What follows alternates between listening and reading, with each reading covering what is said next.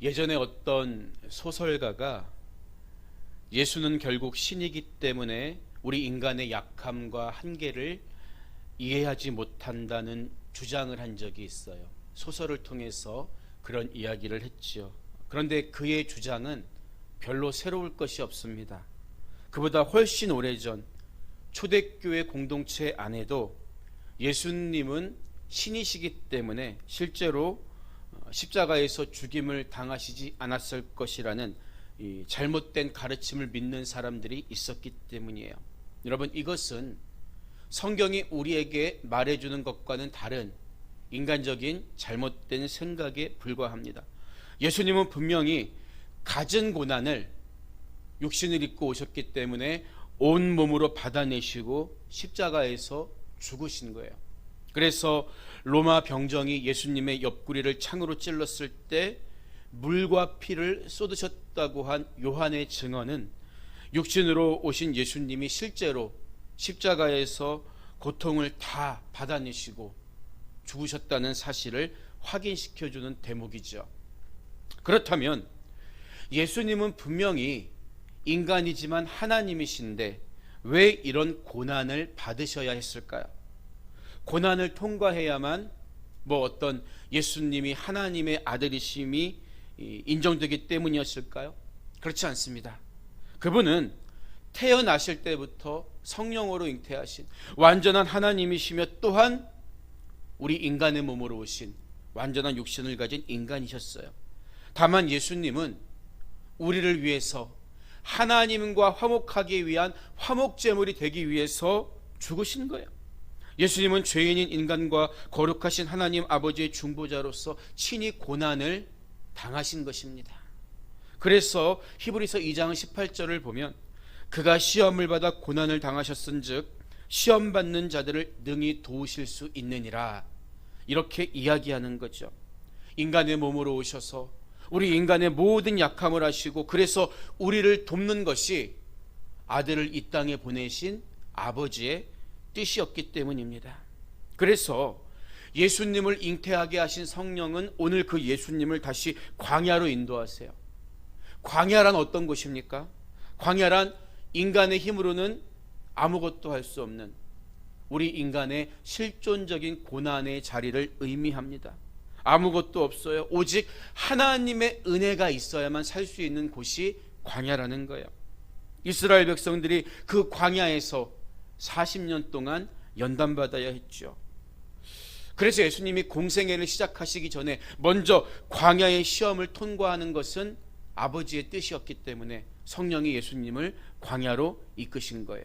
오늘 본문 4장 1절을 보면 그때에 예수께서 성령에게 이끌려 마귀에게 시험을 받으러 광야로 가사, 이렇게 시작하고 있는 거죠. 우리들도 광야에서 시험 받으신 예수님처럼 이 세상에서 많은 고난과 문제들을 만납니다.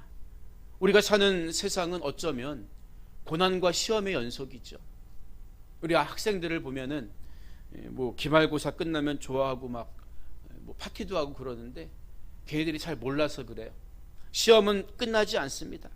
왜 우리 성도들의 삶은, 아니 모든 인간의 삶은 이 고난과 시험의 연속일까요? 가장 큰 원인은 하나님이 창조하신 세상이 인간의 타락으로 인해서 함께 저주를 받고 깨어졌기 때문이에요. 하나님은 원래 세상을 가장 완전하고 완벽한 모습으로 보시기에 좋게 창조하셨지만 아담의 타락으로 인해서 땅이 저주를 받고 세상은 깨어졌기 때문입니다. 그래서 보면은 한쪽에서는, 이 지구의 한편에서는 빵 한 조각을 먹지 못해서 5초마다 한 명씩 아이가 굶어 죽어가고 있는데, 한쪽에서는 공급 가격을 맞추기 위해서 멀쩡한 식량을 태평양 바다에 내다 버립니다. 그런가 하면 부탄같이 잘 못 사는 나라의 행복지수는 세계에서 가장 높은데 제법 잘 산다고 하는 우리나라의 자살률은 OECD 국가 중에 1위가 되었어요. 여러분, 이처럼 부조리한 세상, 깨어진 세상이 주는 고통의 영향은 결국 우리와 우리의 후손들이 다 감당해야 되는 문제가 되어버린 거예요. 지금까지 그런데 우리들은 하나님이 그런 문제를 가지고 우리를 괴롭히는 분, 또는 우리를 그런 문제 앞에서 처리해 주시는 분, 기도는 그것을 위한 수단 정도로만 잘못 인식해 온 게 사실이에요. 여러분, 그러나 하나님이 왜 이렇게 어지러운 세상, 깨어진 세상 속에 드러나는 문제들, 악의 문제들을, 질병의 문제들을 내버려 두실까요? 그냥 방관하시는 것이 아니라 하나님은 그것을 통해서 우리 성도들이 고난 중에 이 깨어진 세상 속에서 온전한 하나님을 바라보고 하나님을 의지하기를 기다리고 계시기 때문입니다. 그 고난을 통과하는 과정을 통해서 더 성숙하게 하고 하늘의 상급을 받는 기회로 만들어 주신 거예요. 이것이 성경이 우리에게 보여주는 진리입니다. 아무리 인류의 죄악으로 인해 깨어진 세상에서 찾아오는 문제들일지라도 하나님이 그런 잘못된 것들, 고통들, 여러 가지 현상들을 내버려 두시는 이유는 그것을 다시 하나님의 자녀로 세울 수 있는 기회로 만들어 주시기 위함이에요. 그래서 야고보서 1장 2절 이하의 말씀을 보면, 내 형제들아, 너희가 여러 가지 시험을 당하거든 온전히 기쁘게 여기라. 이는 너희 믿음의 시련이 인내를 만들어내는 줄 너희가 알미라. 이렇게 이야기하는 거죠. 여러분, 하지만 여러분, 시험이 기쁩니까? 아마 이렇게 여쭤보면 쉽게 대답하시는 분은 별로 없을 거예요. 저도 시험 자체를 기쁘다고 쉽게 말할 수가 없습니다. 어릴 적 학교에서 종종 쪽지 시험을 보잖아요. 시험은 쪽지 시험이든 뭐 중간고사든 기말고사든 기뻐할 수 없는 일이에요. 근데 한 번은 제가 정말 열심히 공부를 해갔거든요. 근데 그날따라 선생님이 앞에 다른 이야기를 많이 하시는 거예요. 저는 언제 시험 보나 기다리고 있었는데요. 그런데 선생님이 오늘은 딴소리 너무 많이 해가지고 수업 시간이 없다, 진도 나가야 되니까 시험은 안 본다. 아이들은 막 환호성을 지르는데 저는 굉장히 섭섭하더라고요. 왜일까요? 준비가 되어 있었기 때문이에요. 시험 자체는 부담스러울 수 있지만 만약 준비가 되어 있다면 시험이 두렵지 않고 심지어 기다려줄 수도 있다는 거예요. 오늘 본문 2절의 말씀을 보면요, 40일을 밤낮으로 금식하신 후에 줄이신지라, 이렇게 이야기합니다.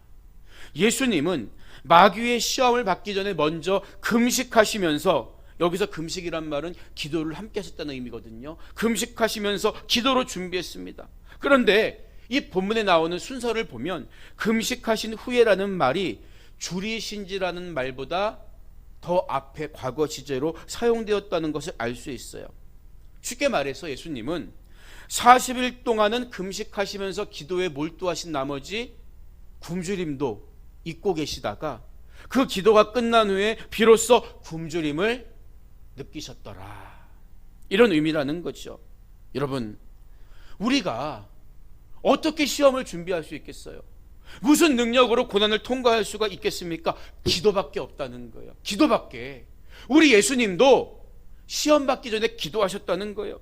문제를 만났을 때, 문제를 만난 후에도 기도해야 하지만 먼저 기도해야 문제가 다가와도, 시험이 찾아와도 흔들리거나 넘어지지 않을 수 있다는 것입니다.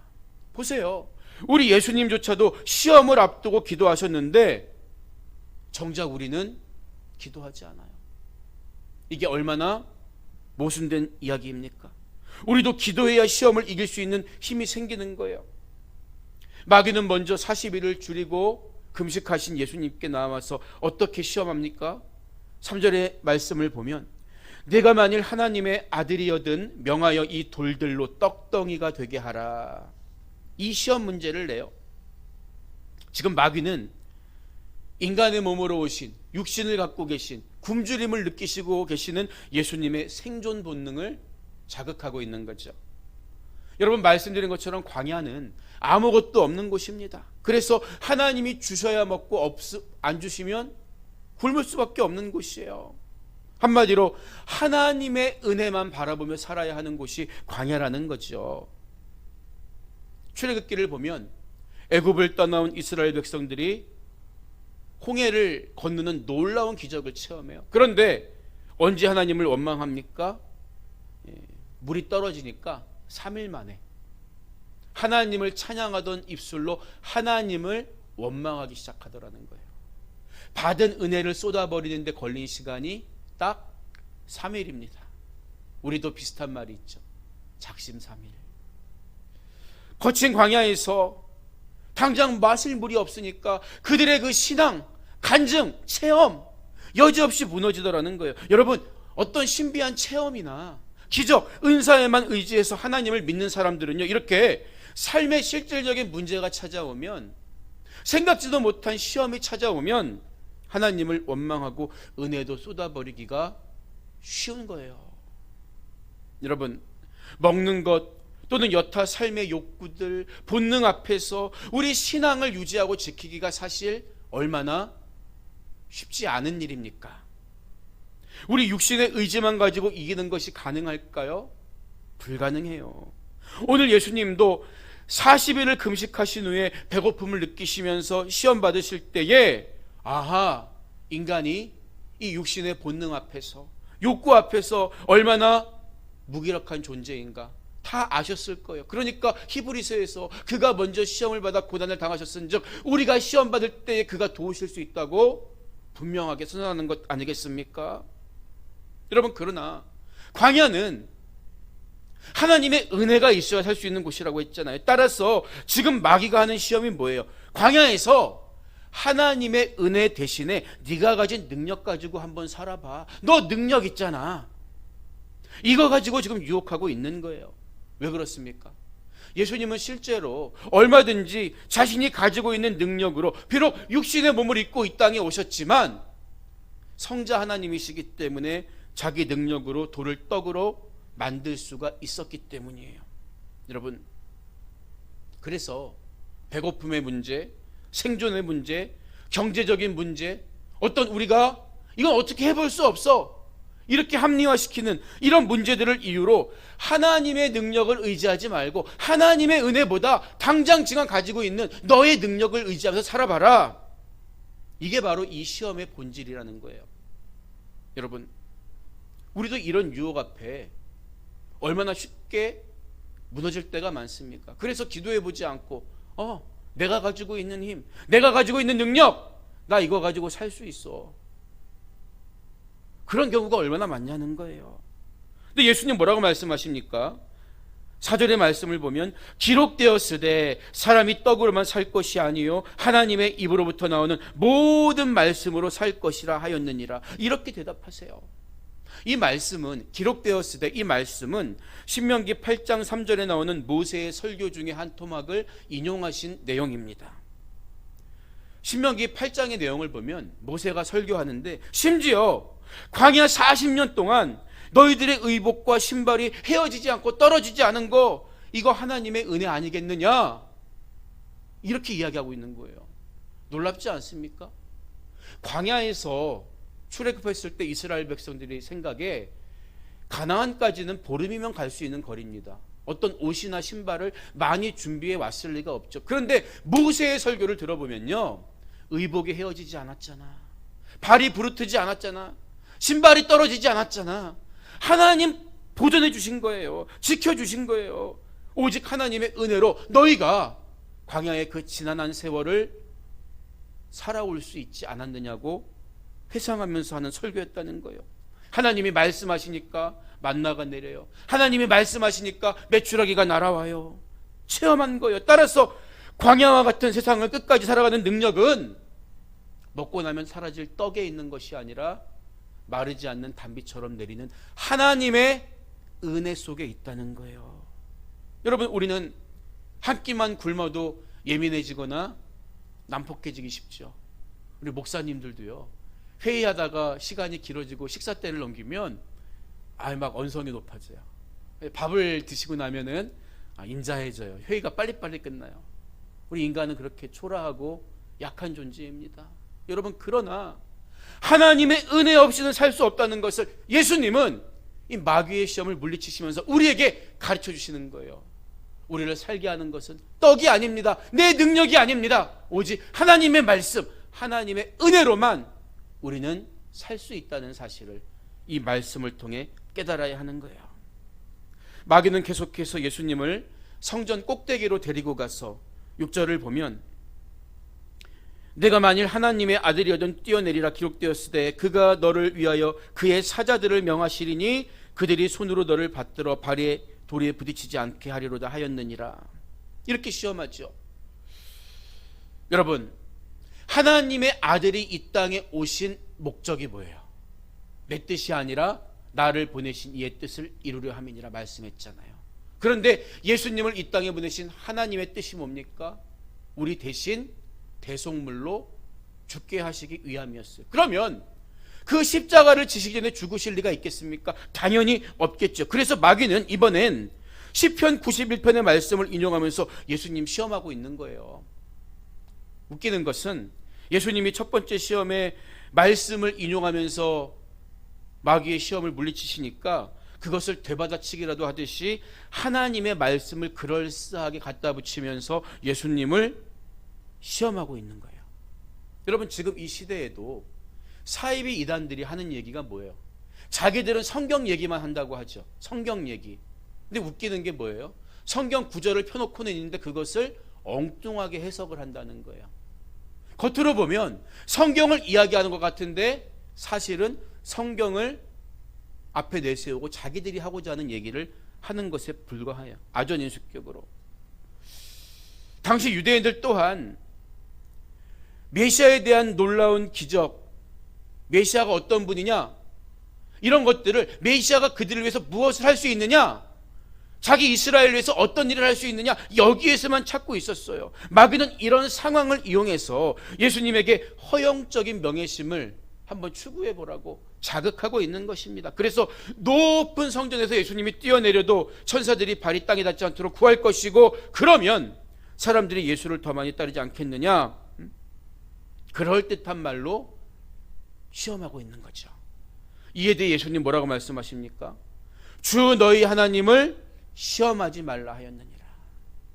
이렇게 대답하세요. 왜 그렇게 대답하였을까요? 하나님의 아들은 하나님의 아들의 증거를 보여주지 않아도 하나님의 아들이기 때문입니다. 예수님은 그 자체가 믿음의 대상이에요. 만약에 어떤 사람에게 당신이 사람이라는 사실을 증명해 보십시오. 그거 얼마나 황당하겠습니까? 내가 이미 사람인데. 그런데도 우리는 종종 예수님 자체로 믿기보다는 예수님이 보여줄 수 있는 능력, 예수님이 얼마큼 사랑했는가, 그 사랑의 행위, 예수님이 얼마큼 낮아졌는가, 그 겸손함의 모습, 이렇게 예수님으로부터 나온 것들에 더 의미를 부여할 때가 많아요. 물론 그런 것들은 의미가 없는 것은 아닙니다. 그러나 그게 다가 아니라는 거예요. 그게 본질이 아니라는 거예요. 보세요. 오늘도 예수님을 믿으려고 하지 않는 사람들은 예수님이 보여줄 수 있는 어떤 기적을 보여줘봐, 그러면 내가 믿어줄게, 이런 식으로 대화를 시도합니다. 여러분, 하지만 우리가 회개하고 믿으면 보이는 거예요. 여러분 경험했잖아요. 떡을 먹고 배부른 사람들이 예수님을 쫓았지만 예수님은 그들을 떠나가세요. 왜 그렇습니까? 그들은 예수가 주는 떡만, 예수가 보여주는 능력만 필요했지 예수가 필요하지 않았기 때문이에요. 예수님은 우리에게 자신을 증명해 보이지 않으셔도 예수님이십니다. 그래서 또 다른 표적을 구하는 사람들에게 내가 요나의 표적밖에는 보여줄 것이 없다, 내가 십자가에서 너희의 죄를 지고 죽었지만 3일 만에 부활할 것 외에는 보여줄 것이 없다, 가장 확실한 말씀을 우리에게 들려주신 것입니다. 여러분, 그렇기 때문에 어떤 능력이나 기적을 보여주면 믿겠다는 것은 정말 믿기 위해서가 아니라 예수님을 시험하기 위한 것에 불과하다는 것을 깨달아야 하는 거예요. 우리는 하나님을 시험해서는 안 됩니다. 예수님도 마귀의 괴계를 아셨기 때문에 인간의 약한 부분 가운데 하나인 쓸데없는 명예심에 대해서도 지혜롭게 이기신 거죠. 여러분, 그러면 우리가 하나님의 말씀을 임의대로 해석하고 아무렇게나 갖다 붙이면서 우리를 미혹하고 있는 이 시대에 어떻게 바르게 분별할 수 있을까요? 이것도 역시 기도해야 되는 거예요. 예수님처럼 기도해야 이처럼 시험 많은 세대를 우리가 분별하고 지혜롭게 살아갈 수가 있는 것입니다. 마지막으로 마귀는 천하만국을 보여주면서 9절을 보면 만일 내게 엎드려 경배하면 이 모든 것을 내게 주리라, 이렇게 미혹하죠. 여러분, 그런데 생각해 보세요. 천하만국 누가 만드셨어요? 하나님이 만드셨죠. 아니, 지금 만드신 분 앞에 와가지고 나에게 절하면 이것을 주겠다. 마지막 시험 문제가 조금 엉뚱하지 않습니까? 여러분, 그런데 생각해 보세요. 예수님은 육신의 몸으로 오셔서 모든 것을 다 알고 계셨다고 성경을 증언하잖아요. 인간의 감정, 인간의 약함, 인간이 받는 시험, 인간이 받는 고통 다 알고 계셨습니다. 여러분, 우리 자신 한번 들여다봐요. 예수님 믿고 처음 은혜 받았을 때는 마치 내가 천국을 살아가는 것처럼 너무나 기쁘고 즐거웠지만 어느 순간부터 나에게 주어진 그 하나님의 나라, 영원한 하늘나라가 나에게 주는 어떤 것보다 당장 이 땅에서 내 육신의 만족을 채워줄 것들이 더 귀하게 느껴지는 그런 경험을 여러분 혹시 해본 적은 없습니까? 자꾸만 희미해지는 거예요. 천국의 소망을 갖고 있다는 사람들 중에도 세상의 작은 이해관계 때문에 으르렁거리고 죽은 뒤 가야 할 천국과 지옥이 없는 것처럼 아예 이 땅의 것에 매몰되어서 사는 경우가 얼마나 많습니까? 그래서 마귀는 육신의 몸으로 오신 예수님에게 이 시험 문제를 낸 거예요. 누가복음과 시험의 순서는 바뀌어 있지만 굉장히 강력한 시험입니다. 이 땅에서 얻을 수 있는 물질, 이 땅에서 얻을 수 있는 명예, 나에게 한번 허리만 숙이면 다 주겠다, 인간으로서 얼마나 그것을 갈망하는 마음이 있는가를 마귀는 간파하고 있는 거예요. 그런데 여러분, 동일한 내용이 기록된 누가복음을 보면요, 이때 마귀가 예수님께 한마디를 덧붙여요. 누가복음 4장 6절을 보면 이 모든 권위와 그 영광을 내가 네게 주리라, 이것은 내게 넘겨준 것이므로 내가 원하는 자에게 주노라, 이렇게 이야기하거든요. 이게 무슨 의미일까요? 천하만국의 영광을 마귀가 내게 넘겨준 것이므로 내가 넘겨받았다는 거예요. 이게 무슨 뜻일까요? 원래 하나님이 창세기를 보면 천지를 만드시고 그것을 다스릴 수 있는 모든 권세를 누구에게 위임하십니까? 우리 인간에게 위임해 주세요. 우리는 하나님의 형상대로 지음받았어요. 그리고 하나님이 지으신 세상을 다스릴 수 있는 권세도 위임받은 거예요. 그러나 죄로 인해서 인간이 그 권리를 모두 상실해 버리고 만 거예요. 이 상실한 권리 덥석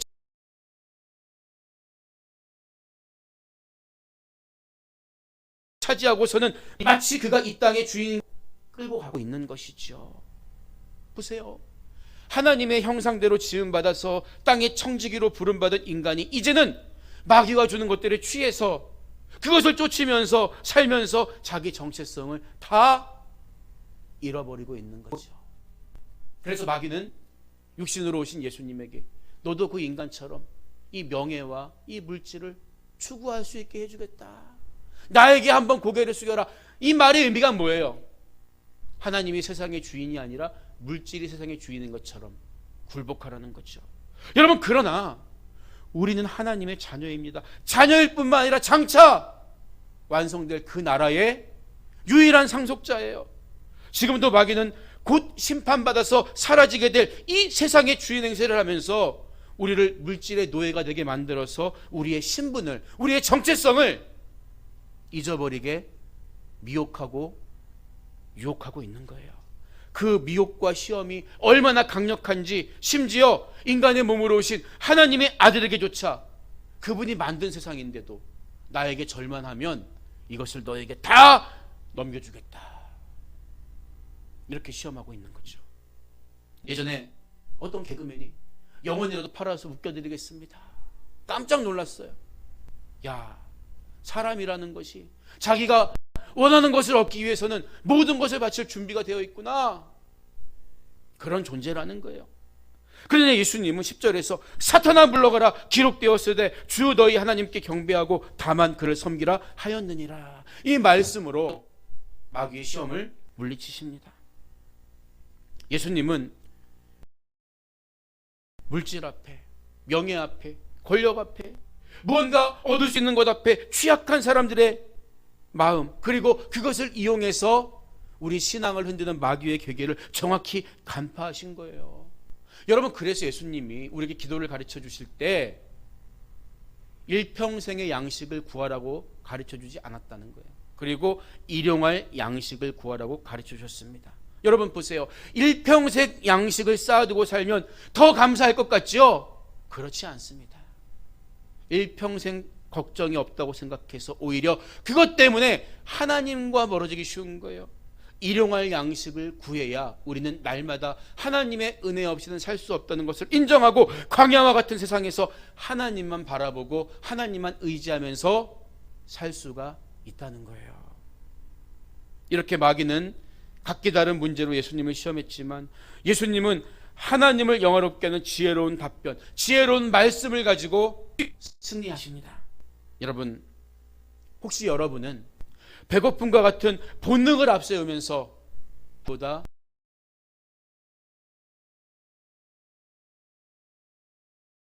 내가 가진 능력을 의지하며 살 때는 없어서 내 이름을 내세우거나 누가 나를 몰라준다고 스스로 실망해서 시험에 든 적은 없었습니까? 또 천국 소망을 잊어버리고 세상에 줄 수 있는 것들만 쫓아다니다가 하나님의 자녀로서 정체성을 잃어버리고 산 적은 없었습니까? 여러분, 우리는 영혼의 때를 위해서 오늘을 살아야 합니다. 어떤 시험도 기도로 준비하고 주님처럼 이길 수 있어야 하는 거예요. 그래서 오늘을 살 수 있는 힘을 달라고 일용할 양식을 구하는 매일의 기도와 묵상을 멈춰서는 안 되는 것입니다. 그때 우리도 주님처럼 이 시험을 이길 수가 있는 거예요. 오늘 말씀을 마무리합니다. 꽤 오래전이지만 제가 군대에 처음 갔을 때 그 내무반에 적혀있던 문구가 아직도 생각이 나요. 뭐라고 써 있었냐 하면 훈련 때 땀 한 방울이 전쟁 때 피 한 방울이다. 훈련 때 땀을 흘려야 실제 전쟁에서 피를 흘리지 않을 수 있다는 이야기였죠. 여러분, 우리는 이 말을 신앙의 언어로 바꿀 수가 있어요. 기도 중에 흘리는 땀 한 방울, 눈물 한 방울이 고난 중에 흘리게 될 피 한 방울이다. 우리가 먼저 기도 가운데 땀 흘리고 눈물 흘릴 때 하나님은 우리가 어떤 문제와 시험 앞에서도 쓰러지지 않도록 지켜주시고 붙잡아 주신다는 거예요. 그래서 우리는 오늘 말씀을 기억하면서 예수님도 먼저 기도하시고 금식하시고 마귀의 시험을 이겼다는 사실에 주목해야 하는 것입니다. 문제를 만나도 기도하지 못하는 이유는 딴 데 있는 게 아니에요. 문제를 만나기 전에 먼저 기도하지 않기 때문에 문제를 만났을 때도 당황하면서 기도가 나오지 않는 것입니다. 예수님이 마귀의 시험을 물리치고 이기실 수 있었던 이유는 그 전에 배고픔도 느끼지 못할 정도로 간절하게 기도하셨기 때문이에요. 우리도 기도해야 고난과 시험에 맞설 수가 있습니다. 오늘 말씀을 반드시 기억하면서 우리의 고단한 일상을 잊을 만큼 간절한 매일의 기도와 묵상이 하나님과의 그 놀라운 관계가 여러분의 삶에 회복되시기를 주님의 이름으로 간절히 축복합니다.